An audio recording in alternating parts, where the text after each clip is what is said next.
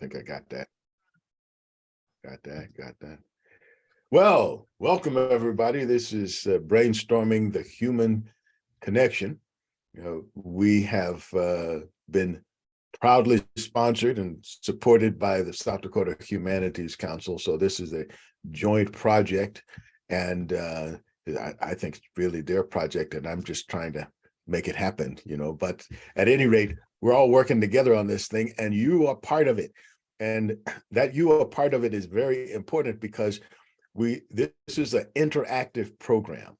The whole idea here is to give people practice and opportunity to exchange ideas. So even though we have a guest and it's going to be a very interesting discussion, we want you to be part of that discussion too. So whether you have comments or whether you have questions, you want to engage with Julia, who's our guest today, or engage with some of the other people.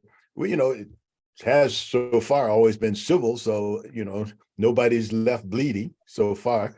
So it should be a very good experience and an opportunity to practice your public speaking and conversational skills. So I hope you'll not just be a kind of like a passive listener. It's an active thing, we want to get you in. Everybody's got a place, and we respect everybody's point of view. In fact, we need them. It's not just like, okay, it's okay, you can say your piece too. No, other people involved in the conversation adds depth and breadth to the conversation. Other ideas gives us lots of different ways to look at a similar subject. You may have a question that other people probably have, but it didn't rise to the level of getting it through their throat, So if you have any kind of question, just imagine that there's like 4 or 5 people who want to know that, and you are just sort of like stepping in for them since they were too cowardly to ask. Okay, so now we'll get started. Our guest today is Julia Lyon, and Julia is an author, and she's written a few books, and today we're going to be talking about one of her latest books a little bit, but actually what we're going to be doing is trying to get under the cover of the book and find out what's behind that. How does it come to pass? What does a children author do in terms of creating that special space in the book that a child wants to involve or get into? So with that, Julia, welcome to our show. Julia Lyon, everybody. Let's give Julia a hand. Thank you, Lawrence. Okay, so we're going to get started. Julia, let's start off by talking about you, because it doesn't, just talking about the book without having some sense of who you are, I think we would be missing something. So tell us a little bit about you. Where did you come from? And what kind of things have you been doing? How did you get into this whole business of writing for kids? Well, Lawrence, I grew up in the Washington, D.C. area, in a city that, as I'm sure you all know, is rich with history.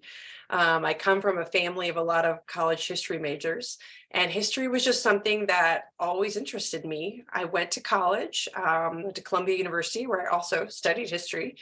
And after a little bit of wandering after college, I ended up in journalism school, again, at Columbia. Where I feel very lucky. I got to attend that school. And after graduating from there, I took the most traditional route that people used to take after journalism school. I went to a small town newspaper in Bend, Oregon, which is in Central Oregon. And again, I had the most traditional path. I started out not even in the main newspaper office, but in the satellite hub of the newspaper. I worked out of a former plumber's office. And I covered a rural county for several years. It was an extraordinary opportunity as a journalist, and I think just as a person. I covered everything from crime to a big environmental fight to one of my favorite things that I did is I covered a girls basketball team, and I wrote about the girls basketball team, which was both a Caucasian and Native American team. There was a reservation on the county that I covered, and I set out to cover them over the course of a season, and I was lucky enough that they won the state championship. So that was just an Wow. extraordinary, journalism opportunity for me as a new writer. I rode the bus to Tijuana from Oregon. I did, because there were many migrant farmers or migrant workers who were going back and forth from Oregon to Tijuana, and I wanted to see what that was like. So I just had an extraordinary experience there that I would not, trade for anything. That I met farmers who wrote poetry. I met, firefighters who love their jobs. It's just an incredible chance for me to learn about the world and to grow as a writer. And I moved from there actually to Utah a few years later. There were many people who were sort of going to the bigger newspaper in Salt Lake City, and I got a job at the Salt Lake Tribune, where I worked for about 6 years until I had a few kids. And then at that point, it made sort of financial sense for me to stay home and become a freelance writer. And as I was doing that and reading and reading and reading to my kids, I just, as I think many parents do, got really interested in the books themselves. And I was particularly interested in nonfiction, so stories that are true. And by coincidence, we are all living, and I was reading the books from what some people are calling the golden age of nonfiction. There's been an explosion in nonfiction children's books that are very different than the ones most of us read when we were kids. I would argue they are more interesting and often richer in narrative, but they're not all narrative stories. Some of them are what they call browsable. They're books kids can dip into and come away with fascinating facts. And as I was reading these with my kids, my oldest kid just loved the nonfiction and would always say things like, "Is this a true story?" And I thought, gosh, I want to be writing more, and I was curious about writing more for kids. And I learned that through a class, a writing class, that at the time biographies were something that publishers were very interested in. And I thought maybe I could write a biography. Who should I write about? And when I was driving around Salt Lake City one day, I drove by a gas station. I often tell this story. That we have Sinclair gas stations out here, which I can't remember. I think you do in South Dakota. Yeah. Yes, And we have out some. front, as you know, there's a very large green dinosaur. And as I'm driving by with my kids, I thought, oh, I should write about someone finding dinosaurs. And I thought, what I hadn't seen very much of those books, but I particularly hadn't seen many books about women finding dinosaurs. And I thought there must be women who are paleontologists. Of course there are. Oh, yeah. Right. Yes. And but I hadn't read about them. And so I started Googling, as you do, and I stumbled on the name of Ruth Mason, the girl in my book. And I briefly thought she was a paleontologist, because often things you read on the internet are not always true. And then I realized she was an ordinary person who had a major dinosaur discovery on her ranch in South Dakota. And the journalist in me, the light went off, and I thought, this is a great story. This is a story someone should tell, and it should have been told. And why don't I try to do it? And that's how I ended up sitting here today. After I wrote that book, many years of researching, coming to South Dakota, going to Faith, South Dakota, and Rapid City, South Dakota, where I had driven through South Dakota before, but I had never stayed. So I came for a long weekend and had the good fortune to meet all the kind people, including the descendants of Ruth and a fossil hunter in this book named Rick Brooks, all very kind and helped me learn more about this story so that I could write this book. That's wonderful. And I really appreciate the detail that you gave us about your entry into the world of children's books. Let's turn for a moment to the children. who are the children that you're writing for? I mean, children are like birth to legally 18, in some places 21, in some cases to 21. But let's say the 0 to 18. Who are the children that you particularly are targeting for the kind of way that you write and the subject matter that you're interested in writing about? So this book is probably geared best toward a kid 5 to 8 or 9 years old. Now, that said, I presented at a preschool yesterday and I read my book and I answered questions and showed them my stuffed dinosaurs.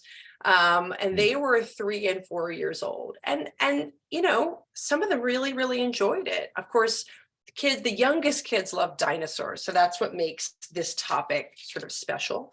And I think it draws in even younger readers. But most of these many of these picture book biographies are geared toward kindergarten to 3rd grade. And the publishing world, I now understand this, divides books up and that they're geared towards certain ages. And this book falls in that early elementary section. Okay, so somebody in the marketing department has read the psychoanalyzing studies on kids and decided, oh, this book is for those kids. Yeah, I mean, there is something to how many words do you use? What language are you using?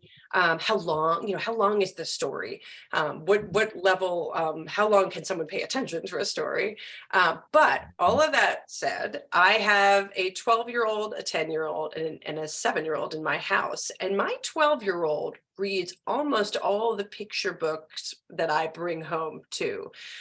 So I don't think picture books are just for kids. I read so many picture books and I learn so much from them. I feel like I'm a smarter person because of all the picture books. And I mean the nonfiction picture books that I read every week. I mean, we have dozens of library books in our house at a time.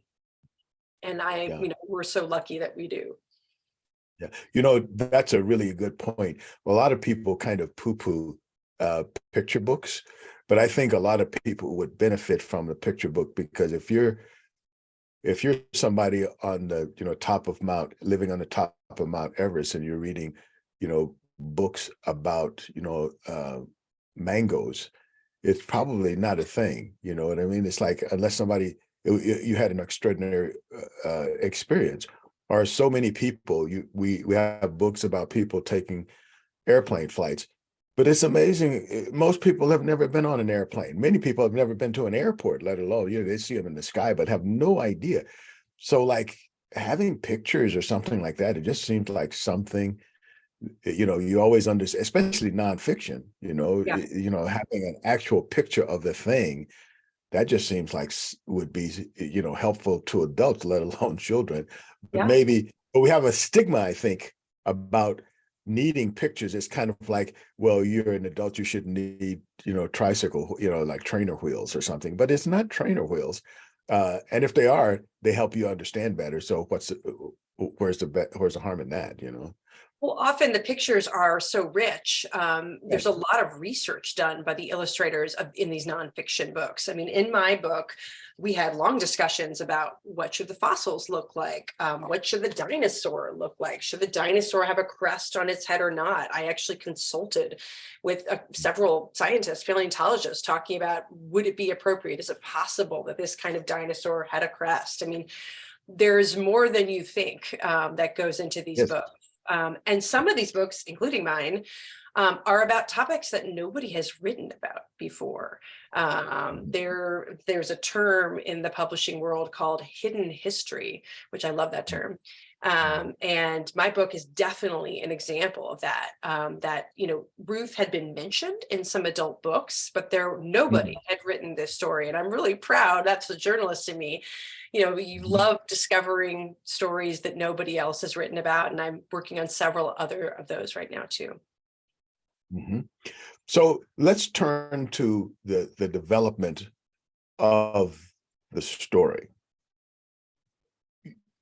How do you go about developing a story? you have an idea, a hook, like you saw the Sinclair dinosaur, and you said, "Oh, that could be a thing." But then after you have the hook and the basic idea of the story, there comes the development of Mhm. that story. Can you tell us a little bit about what kind of work goes into that? I think the first couple things you do is gather information. And so, because I don't live in South Dakota, some of the first things I did was get on the phone and call the South Dakota historical. Let's see, was it the state archives? And I was gathering information, everything from census information to what, if any, information did you have on this person named Ruth Mason? And what the best thing I found was a community history book that had been written about by the people of faith that had probably been written like 20 years before.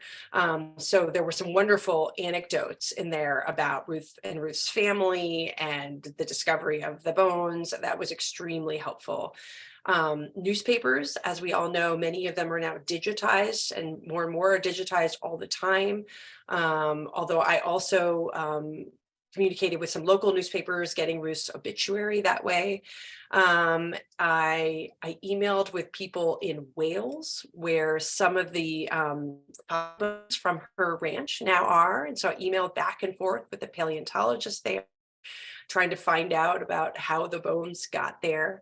And then I also spoke on the phone several times with Rick Brooks, the fossil hunter who worked on Ruth's door and helped connect her with the folks in South Dakota who dug up those bones. So it was a lot of really traditional journalism, and I feel very comfortable doing that, and I really enjoy doing that.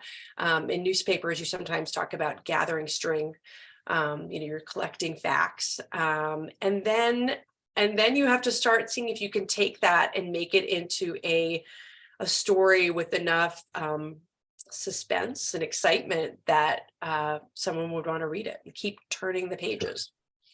Sure, it's in the narrative. You're trying to build the narrative from the data. That's right. Would That's that right. characterize it? I'm sorry. Would that characterize what you're doing? I think that's right. Yeah. I mean, you can. Thomas Jefferson is interesting, but what is the story about Thomas Jefferson, as an example, that you want to tell that will make people want to keep reading? And that's much harder than it appears.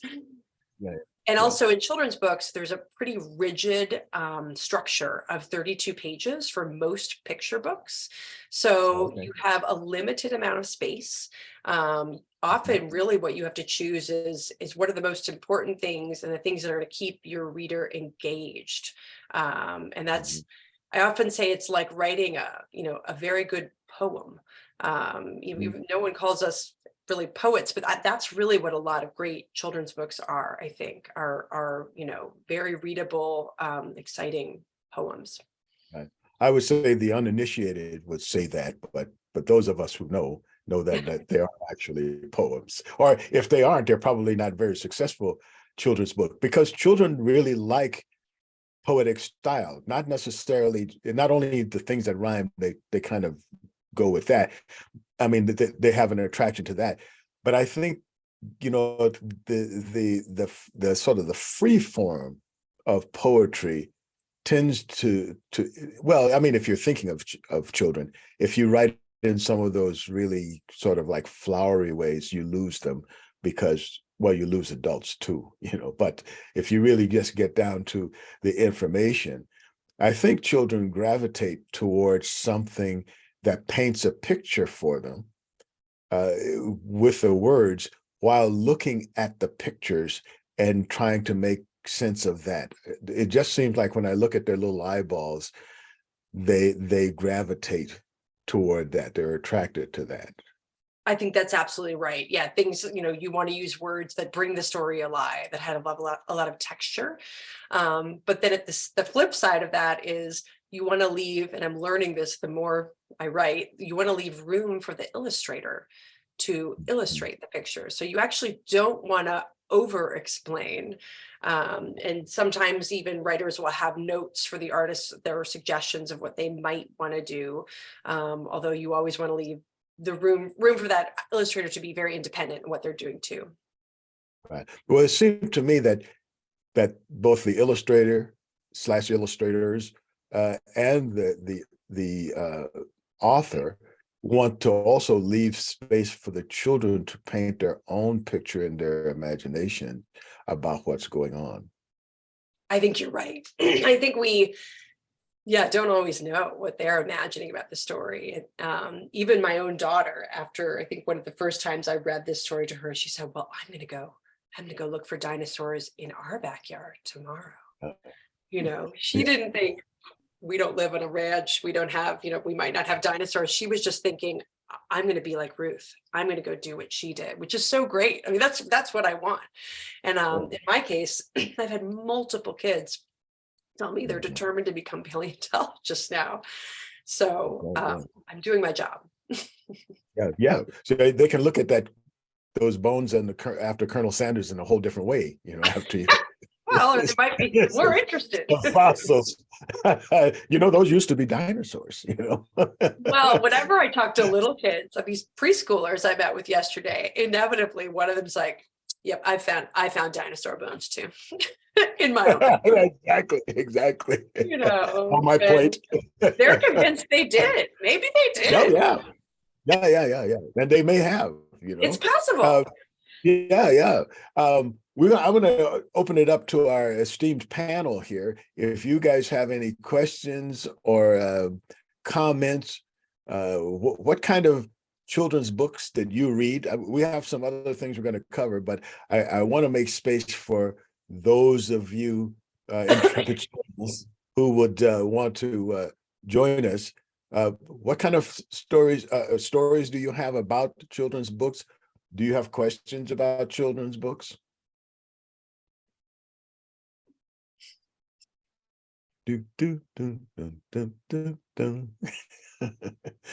Okay, we'll continue, but if you have questions, you can put them in the chat, or you can jot them down and then, just click on your microphone, so that you open up the mic, and then I should be able to see you.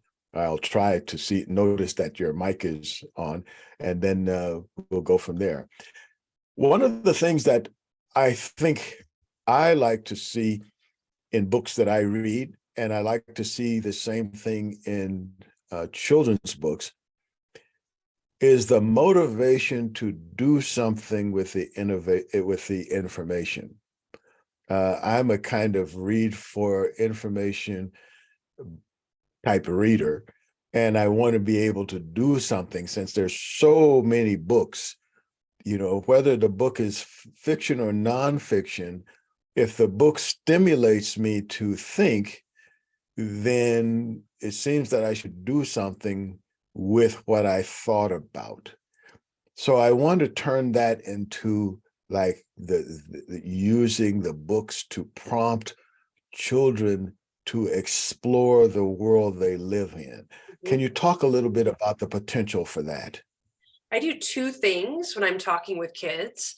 One is I stress Ruth's persistence, not to give away the end of my book, but I will. She's almost 80 years old when they finally start digging the bones out of her land. And she has found her first bones when she's around the age of 7. So that's a very long time to be wondering what is in your own backyard. And she's collecting these bones, and she's writing letters to people about these bones, and no one, for probably many reasons, is taking her very seriously. So I often tell kids, what an example of someone who was determined and persistent and never gave up. And I literally did this yesterday at the preschool. And I said, no matter what you want to do when you're bigger, if you want to be an astronaut or a scientist or a writer, don't give up, because look at Ruth, look how long she waited. But in the end, it was worth it. She did find out what was in her backyard. And all these years she had a suspicion. That's sort of our understanding from all the people I've spoken with, that these were not just buffalo bones, as many people initially said. So I love imparting that message to kids. But the other thing I like to try to explain to them is that this was 100 years ago, and you all know so much about dinosaurs because you have dinosaur books in your house. There are dinosaur books at the library. Many kids have an opportunity to go to a museum in their community where there may be fossils. When Ruth was growing up, which was really not that long ago, if you think about it, in 1905, no one in her area had that opportunity. There was no library nearby. She had to, when she was very little, she rode on horseback for 2 days to get to school. And there was no natural history museum down the street from her. And I think for kids today, it's so hard to wrap their minds around that. But I talk about, what if you didn't know anything about dinosaurs and you've never seen a book that was filled with dinosaur pictures? What would you think if you found this stuff on the ground? So I try to use my book as a little bit of a way to time travel with them. Sometimes I even have them all close their eyes and we're imagining, what it was like a long time ago. Because it's easy to think, everything that we have right now has been like this forever. But of course, that's not true. And particularly, I come from the East where maybe there are buildings from, I don't know, the 1700s, but now living in Utah, and the same as I think in South Dakota, is just we live in newer states where all the buildings the kids are seeing, everything is newer, so it's harder for them, I think, to sometimes imagine the past. Yes. I think it's not only those exploratory things of like who you could be, but even just taking a look again at what there is around you. Depending on the book. I mean, I imagine it has some connection to a book about dinosaurs, but other kinds of books as well. For children to imagine all the things they could be, but also what they could do today. I notice when I work with children, everything seems to be put into the future, what they will do, when they grow up. Because mostly people say, well, what are you going to do when you grow up? What do you want to be when you grow up? And I'm thinking, what are you doing now? It's not like you get to some special place and now you're 18 and then then suddenly you're doing everything. You should be starting to go out and explore the world now and live in the present as opposed to in the future, which is promised to you, even though you're just at the beginning of life. I think kids are really living in the present. It's a superpower they have, right? We as adults are always thinking about the future, worrying about the past, and kids have that gift of being able to live right now. And that's why my daughter can read this book and think, okay, I'm immediately going to go start digging for bones. Exactly. And I think that the tools are out there. As you mentioned, there was a time when those tools weren't available, so it might have been harder for you to imagine, though some kids managed. But it's also the opportunity to engage with other people, even with other kids, and then and start doing some things. If you want to be a writer, for example, why are you going to wait till you graduate from high school or college to be a writer? You can, as soon as you learn how to put a pen on paper, start writing. Write what you have right now. If you want to draw, get some charcoal, get a pencil, get a piece of paper. Just do it. Yeah. And it's not the end of it. And I bring that up because I'm wondering, what ways do you think, or what approaches can an author take to stimulate some of that do it now and pay attention now? It's not just sort of just do things, but pay attention now, enjoy and engage in the world now. What kinds of techniques can you give me some examples of how you would approach doing that? Well, first of all, I want to jump back to one thing you were just saying, asking kids about, talking about being a writer and how you could become a writer too. One thing I sometimes talk with kids about is go home and write a book. You don't have to even, you could dictate the book to your parents and you could draw the pictures, but just because you're a kid doesn't mean you couldn't be writing a book. And so what I did yesterday was I brought to this preschool some stapled papers, and it's a book my daughter wrote when she was about 4, and she dictated it to me and she drew the pictures. And any kid can do that with a teacher, with a grandma, with a mom or dad, a big brother or sister. So I just think, and I love I actually did this activity in my daughter's preschool class. I would come there and we would staple the papers, and then we could sit with the kids and make the books. So, we can all be storytellers. I just love this idea of encouraging more of us to be storytellers, because I think the world is a better place with more stories in it.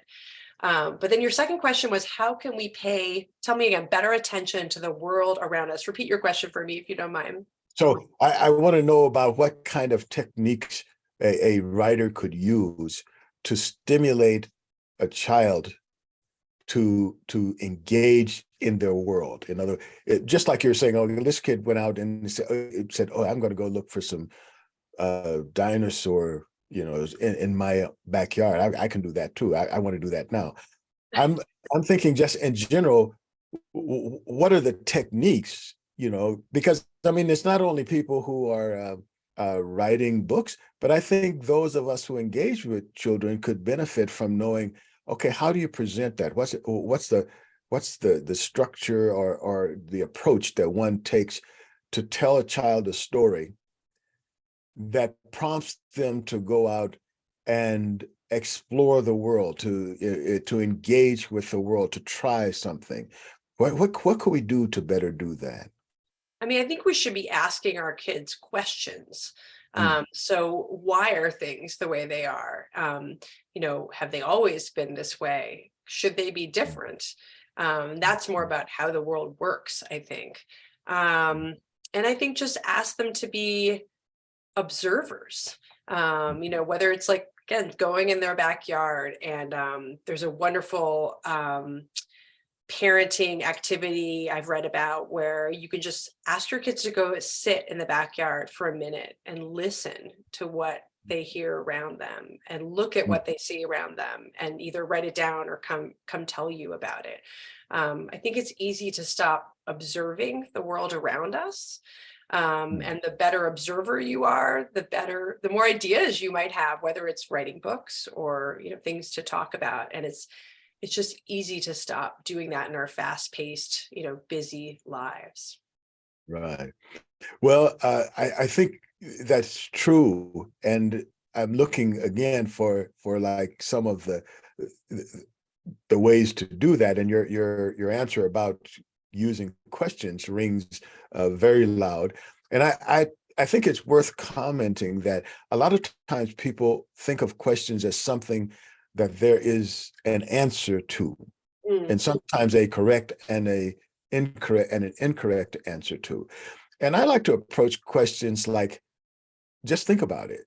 You don't have to come to a conclusion, but the question prompts you to explore, with an answer being kind of like the Holy Grail. It may or may not be there, but it's the journey of searching for an answer that is the prize.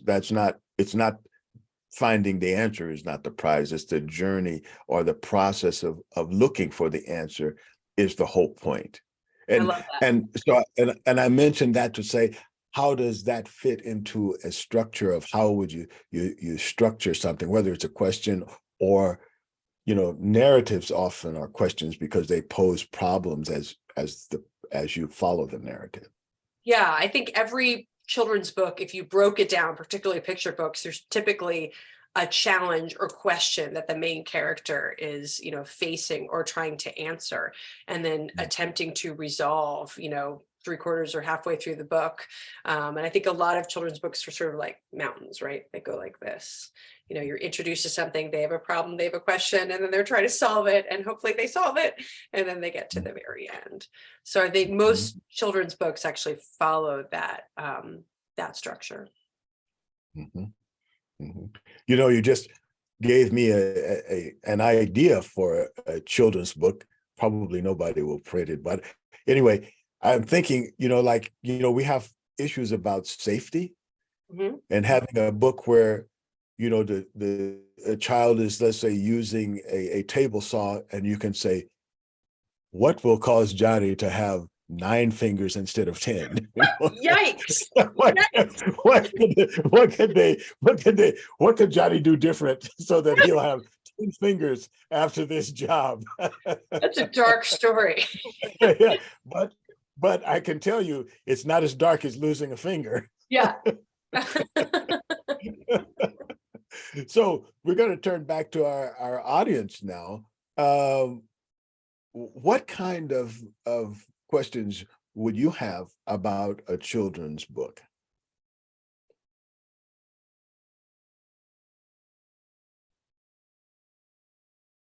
Jennifer. Hi. Hi, Julia. I had hoped to pop on early and say hello, but we're so glad to have you here. So great to see you. Yeah, it's nice to see you. I'm sort of taking the conversation in as almost a U-turn here in a way, because this is a little bit more about publicity process, because I remember that one of the things you said to me just kind of in passing as we were planning for the festival this year was that you're your own best advocate in terms of getting the book out there. And I would 100% agree with that, having seen how you work with children and the presentations you make and things like your dinosaur dresses and shoes and things. So you've got it all going on. But thank you. You are lucky enough you've been published by Simon & Schuster, one of the big 5, maybe soon to be the big 4, I don't know. So you would think in the past that would have meant you had this whole publicity machine behind you. But I know that's changed a lot. So I wondered, what as a children's author have you found most helpful or most useful or most efficient in getting your book out there? I mean, is a lot of it just dependent on you now in terms of saying, I've got to set up these school visits, I've got to go to these places, I've got to get it out there? Well, certainly, I mean, Simon & Schuster did a bunch of legwork that I could never have done, which was getting it into the bookstores, getting it out to librarians and libraries all across the country, which is just so fun when you realize your book is in San Francisco or Chicago. And, I have no idea how that happened because that was Simon & Schuster doing that work for me. So thank you. But other things I have had to do on my own or have wanted to do on my own. And I am someone for whom marketing, I mean, because of my journalism background, it does not bother me to call people or to, promote myself a little bit. So certainly I've used social media. It's so hard to know whether that's made a big difference. It's a big mystery to me. But I've done everything from shared adorable pictures of my friends' kids with my book, which, just so you know, they've sent me on their own. I have not staged these, and I've done giveaways online. I have beautiful bookmarks that a friend helped me design using Alexandra buys incredible art, but that I give those away. There's at our great our incredible Natural History Museum here, there's something called Dino Fest, which happened last year, and it's about to happen again. And I will be there for 2 days, and I will hand out hundreds and hundreds of bookmarks, and I will read my story 3 times. And I've had some wonderful things where Instagrammers and things have just happened to meet me, and then they've promoted my book. So some of it's just been really organic.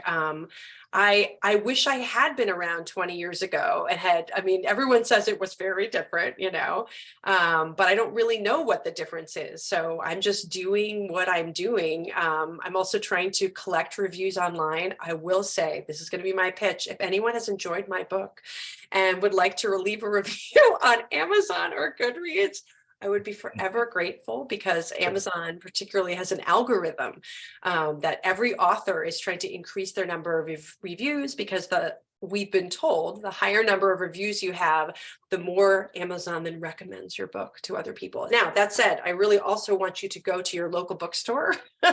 And I certainly tell everyone to go to their local bookstore here in Utah and get the book too, because I really, really, really support our bookstores here.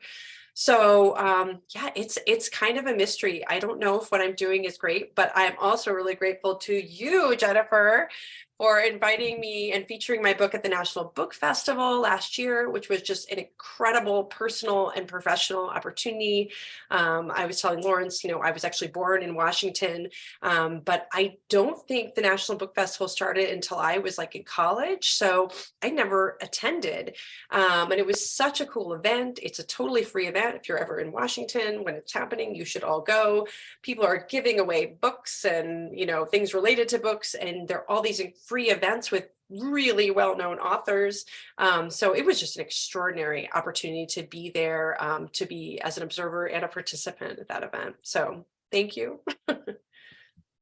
Well, I think that's a very good point to make about book festivals, that they offer an opportunity to really see what a book is. And so I noticed that, so when I work with authors, that a lot of them don't really know about the book industry, and people who, especially those who haven't been published and had to deal with an organization like Simon Schuster, who seems to kind of take their authors through the process so that they know it. But a lot of people who are thinking about writing books and would like to be an author, they don't even have a sense of like the structure of a book. And I don't mean just a literary structure. I mean the physical structure of the book, let alone the process of getting the book to market. Where are the book markets?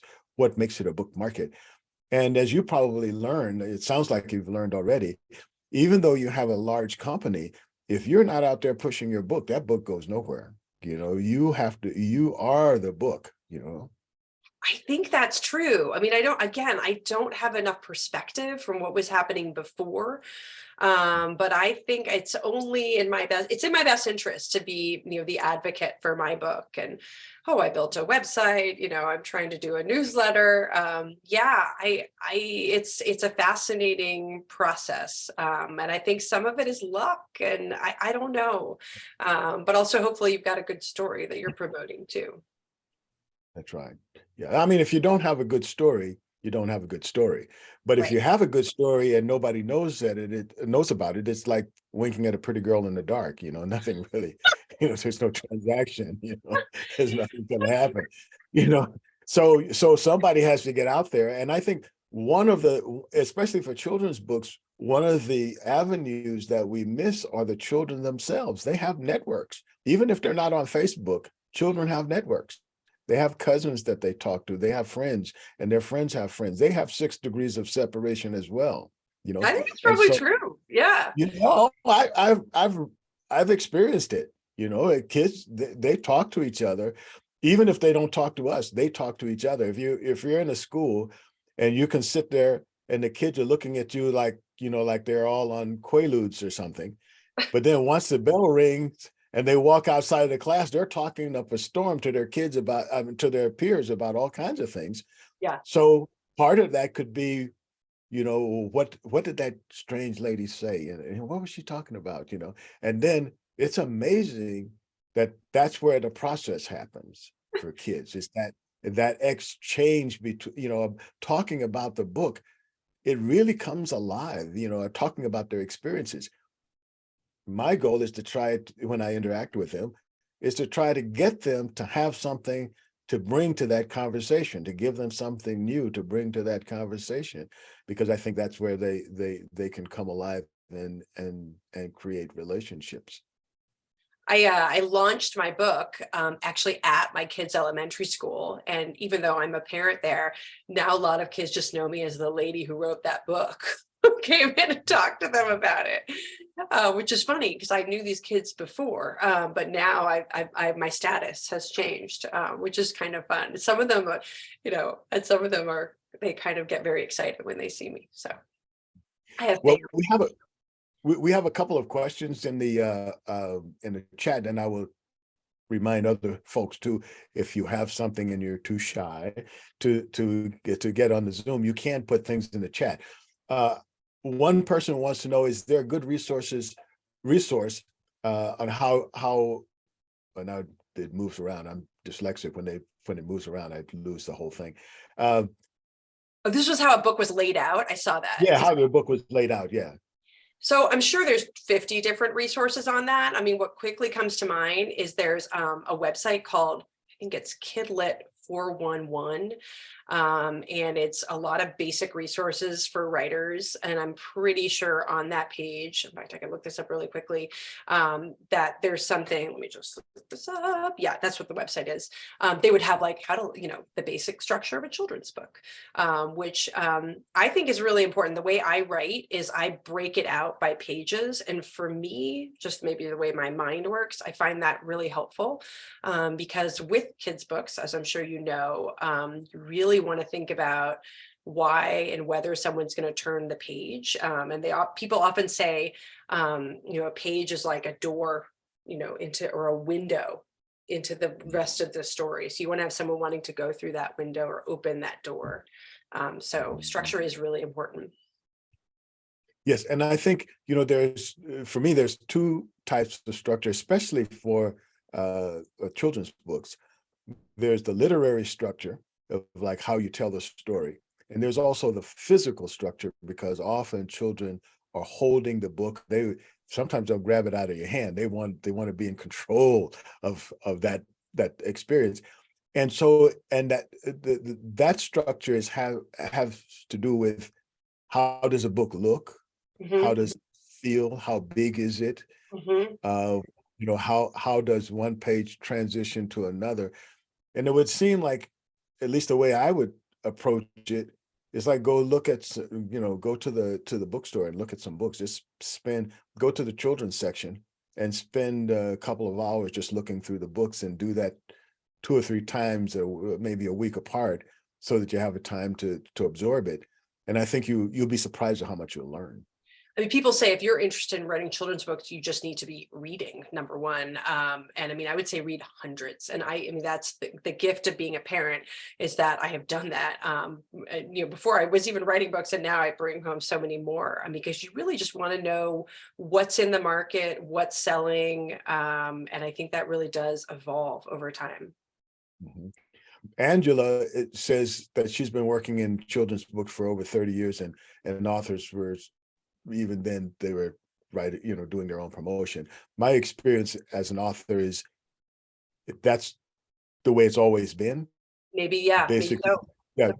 Yeah. The book companies basically go out and shop your book to see if they can get investors to support it. And sometimes they have great marketing departments, and they do something, but they can't even do anything except that they're doing with you because you're the product. Right. And I think the challenge there is some authors don't want to be promoted. I mean, they're quiet or they're introverts. And I think that, that can be a challenge. But, hopefully they can overcome that and just for the sake of the story.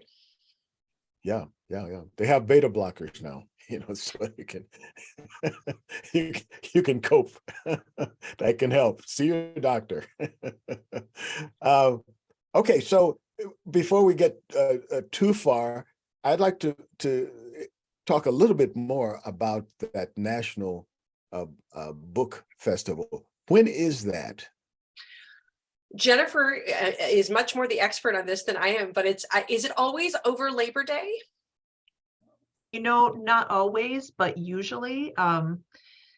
I was just talking with someone about that this morning, actually, that right now it looks like it's scheduled for the second weekend in August this year, which I've never known it to be earlier than Labor Day. Whether it will stay that way or not, I don't know. But yeah, usually it's Labor Day Saturday, all that day, that weekend in DC. Started by Laura Bush when she was First Lady, because she was a librarian and advocate for books. And I think they used to have it out on the mall, but now they have it in an air-conditioned convention center, which I appreciate. And isn't it, Jennifer, the story that I heard is that, Texas has a very rich book culture and a large, I think, their own book festival. And so she came to Washington and said, why is there nothing here? Is that right?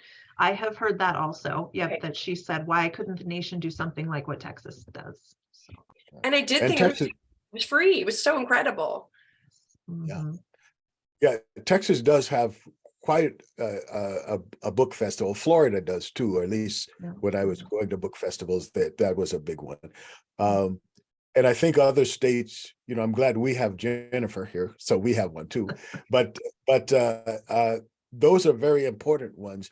But I think the national one, you would think it'd be kind of like the Frankfurt Book Fair, which is almost like a worldwide one, but those are good places, and we should start thinking, when is our book festival, Jennifer?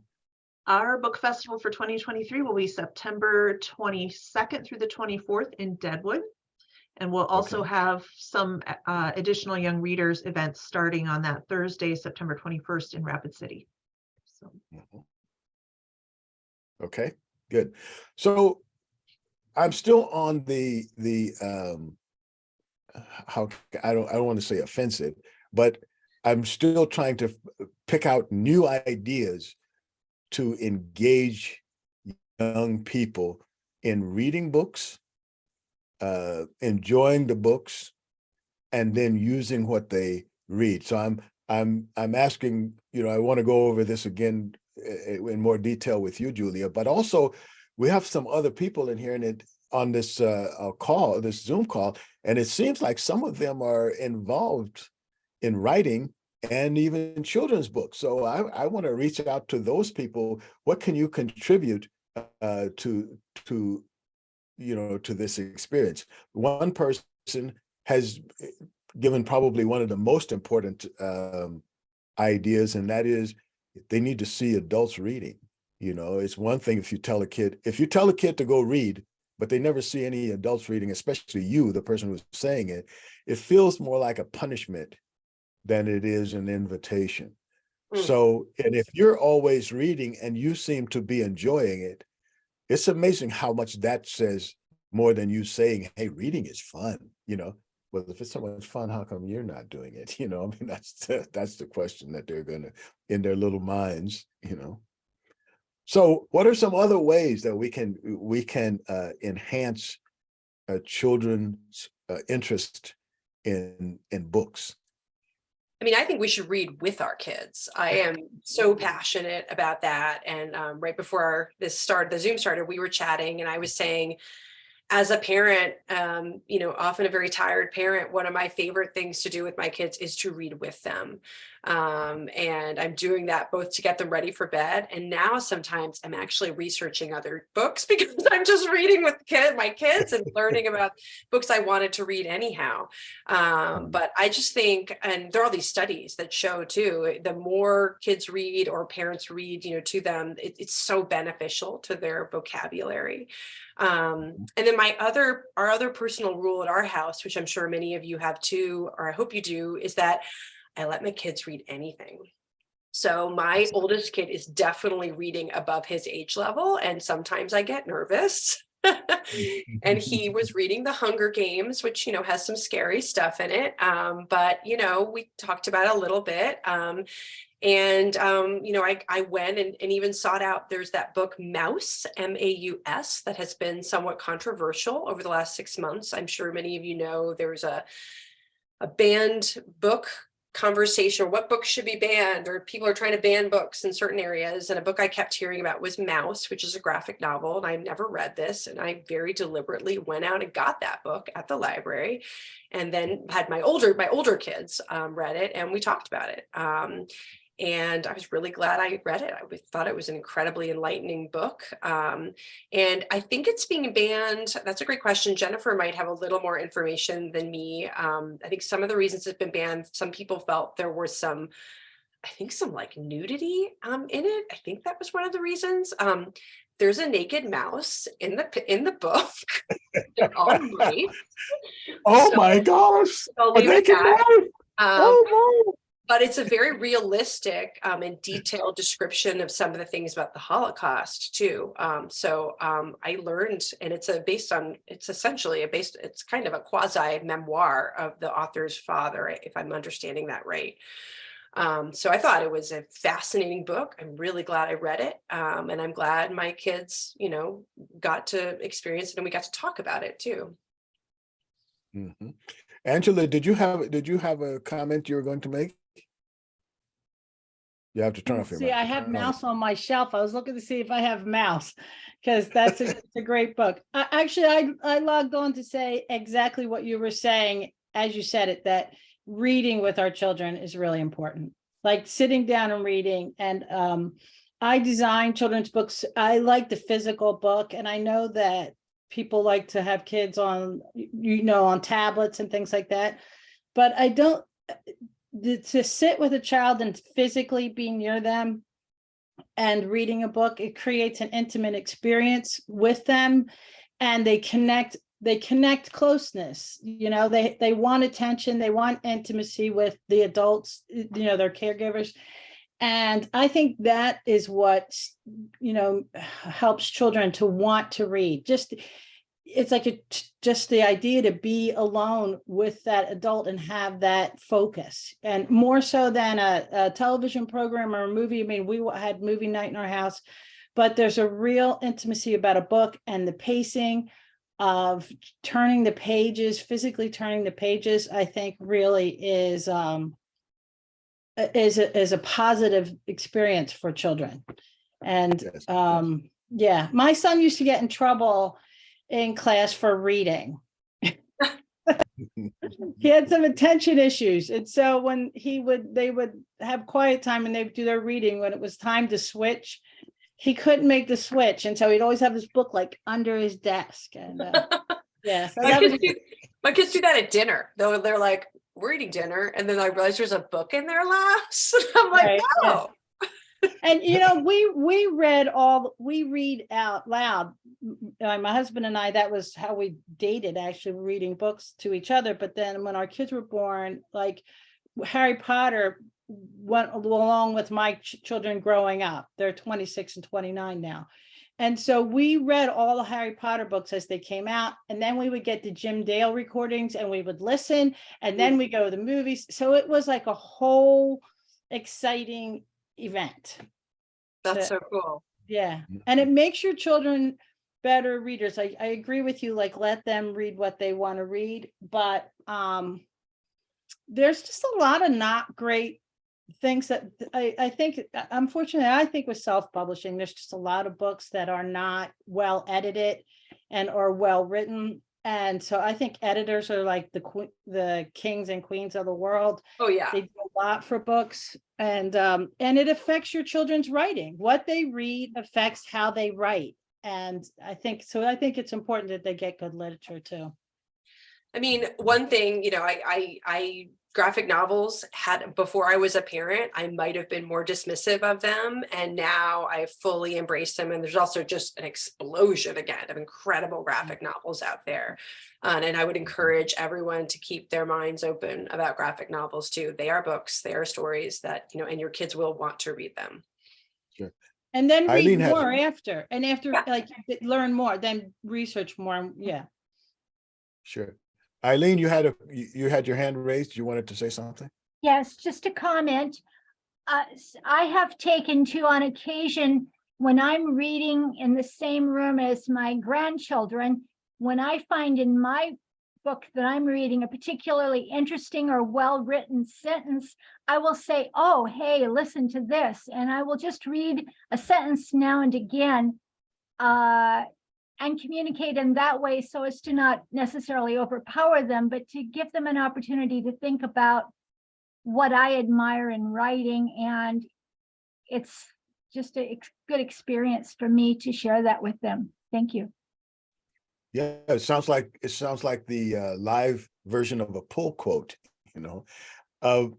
Julia, do you have it? We're getting right up against our clock now. Do you have any final words of authoring wisdom that you would share with us?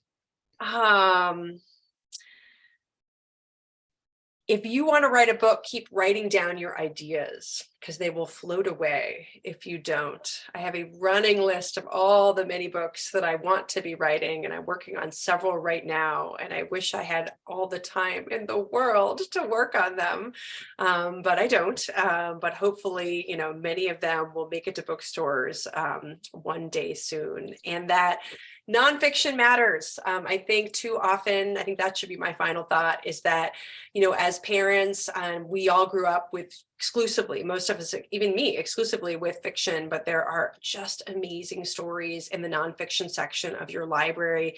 Ask your librarian for advice, ask your bookseller and your local bookstore for advice, and you will find fantastic books for your kids and grandkids to read.